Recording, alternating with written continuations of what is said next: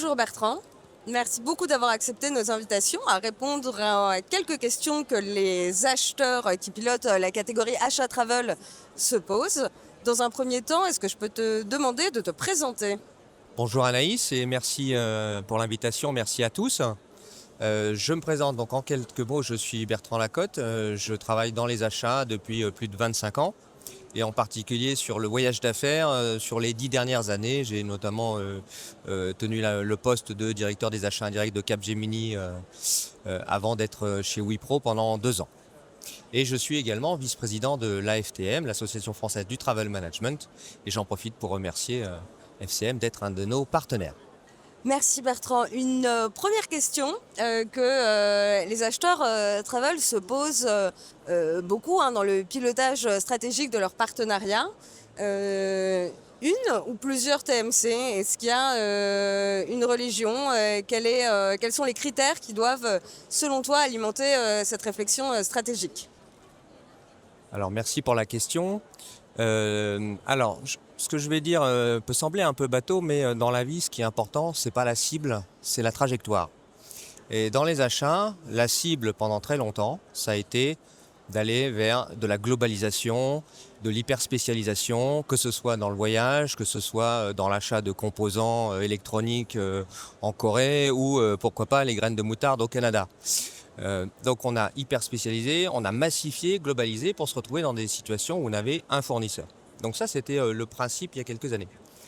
Évidemment, comme je le disais, si on est arrivé à la cible, ça veut dire qu'on ne bouge plus. Si on ne bouge plus, il n'y a plus de performance qui se crée. Donc aujourd'hui, on se repose la question d'aller plutôt vers des modèles avec, dans le cas des voyages, plusieurs fournisseurs, mais je dirais que c'est général sur l'ensemble des achats de se dire, plutôt que d'avoir un fournisseur global, qui a un avantage en termes de gestion d'interlocuteurs, qui a peut-être un avantage en termes de pouvoir de négociation et de massification, a quand même ses limites, puisqu'on se retrouve avec des situations de risque.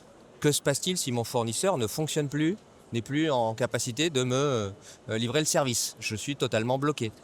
Que se passe-t-il aussi dans la manière et la capacité à prendre en compte des problématiques plus locales? Donc d'une manière générale, il y a une tendance aujourd'hui à aller plutôt vers un petit peu plus de fournisseurs pour dérisquer les situations, pour être un petit peu plus proche des contraintes et des problématiques locales. Et donc pour les agences de voyage, ça se traduit notamment par aller vers une régionalisation. J'ai connu des situations où j'avais une agence de voyage monde. On va plutôt aujourd'hui vers des tendances où on a une agence pour s'occuper de l'Europe, une agence pour s'occuper de l'Amérique, des Amériques, ou voire même de l'Amérique du Nord, l'Amérique du Sud étant différente, une pour l'Asie par exemple. Voilà. Merci beaucoup pour ta réponse. Souvent, quand on choisit un partenaire, c'est peut-être parce qu'on se dit qu'il y a derrière un pouvoir de négociation, d'apporter à un fournisseur plus de volume et donc de bénéficier de meilleurs tarifs et peut-être aussi de RFA, de soft fund. Et la question, RFA, soft fund dans les achats voyages, vraie bonne idée? Alors, je pense que c'est un peu comme, pour compléter ce que je disais tout à l'heure, c'était un peu la manière d'acheter il y a quelques années. Je massifie et je cherche à obtenir une économie, une remise de fin d'année notamment.